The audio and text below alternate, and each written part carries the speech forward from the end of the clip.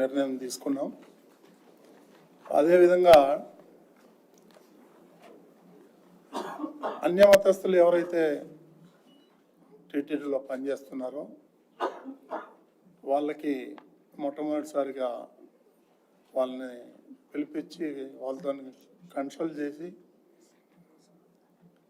వాళ్ళకి విఆర్ఎస్ అయితే విఆర్ఎస్ ఇచ్చి, లేకపోతే గవర్నమెంట్తో మాట్లాడి వాళ్ళని మున్సిపాలిటీలో కానీ రెవెన్యూలో కానీ వేరే డిపార్ట్మెంట్లో ట్రాన్స్ఫర్ చేయాలని చెప్పేసి బోర్డు నిర్ణయం తీసుకుంది. ఈ తిరుమలలో డంపింగ్ యార్డ్ అయితే ఉంది. నేను మొట్టమొదటిసారి దాన్ని సందర్శించడం జరిగింది. అది 3-4 నెలలలో మొత్తం క్లియర్ చేయాలని చెప్పేసి అధికారులను ఆదేశించాలని బోర్డు నిర్ణయం తీసుకుంది. ఈ ముఖ్యమంత్రి చంద్రబాబు నాయుడు గారి హయాంలో ఈ గరుడ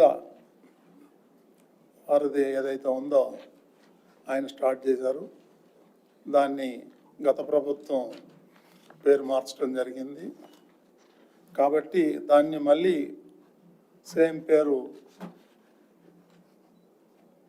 గరుడ వారిదిగా నియమించాలని, పేరు పెట్టాలని చెప్పేసి నిర్ణయం తీసుకున్నాం.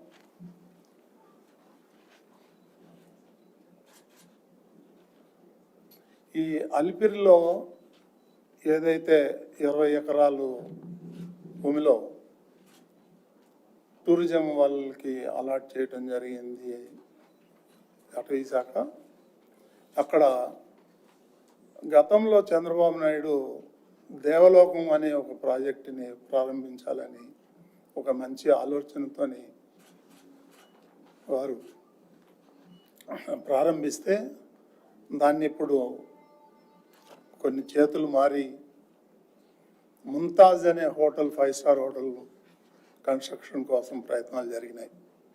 అది కొండకు ఆనుకొనే ఉంది కాబట్టి అది హిందువుల యొక్క మనోభావాలు దెబ్బతింటాయి.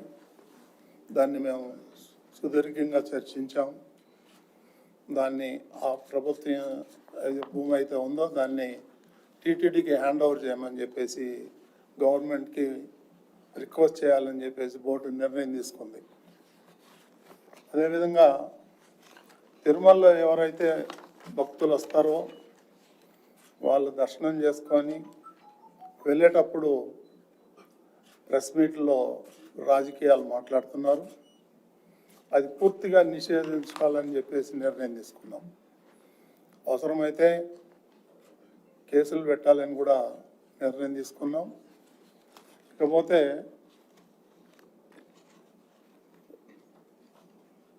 ఈ స్థానికులు అయితే ఎవరైతే తిరుపతిలో నివాసం ఉంటున్నారో వాళ్ళకి గతంలో నెలకు ఒకసారి ఫస్ట్ ట్యూస్డే వాళ్ళకి దర్శనం కల్పించేవాళ్ళు. ఈ మధ్యన దాన్ని రద్దు చేశారు. దాన్ని తిరిగి పునరుద్ధరించాలని చెప్పేసి నిర్ణయం తీసుకున్నాం. నెలలో మొదటి మంగళవారం వాళ్ళకి ఈ దర్శన భాగ్యం కల్పించాలని నిర్ణయం తీసుకున్నాం. అదేవిధంగా శ్రీవాణి ట్రస్ట్ ఏదైతే ఉందో ఆ ట్రస్ట్ని రద్దు చేసి దాన్ని మెయిన్ అకౌంట్లోనే, అంటే ఆ శ్రీవాణి అనే స్కీమ్ ఉంటుంది, ఆ పేరు మాత్రం కొన్ని అపోహలు ఉన్నాయి కాబట్టి మెయిన్ అకౌంట్లోనే మెర్జ్ చేద్దాం, దానికి సపరేట్ అకౌంట్ కాకుండా మెయిన్ అకౌంట్లోనే వేయాలని చెప్పి నిపుణులని సంప్రదించి వాళ్ళు ఏ విధమైనటువంటి సలహాలు ఇస్తారో దాన్ని బట్టి నేను నిర్ణయం తీసుకోవడం జరుగుతుంది.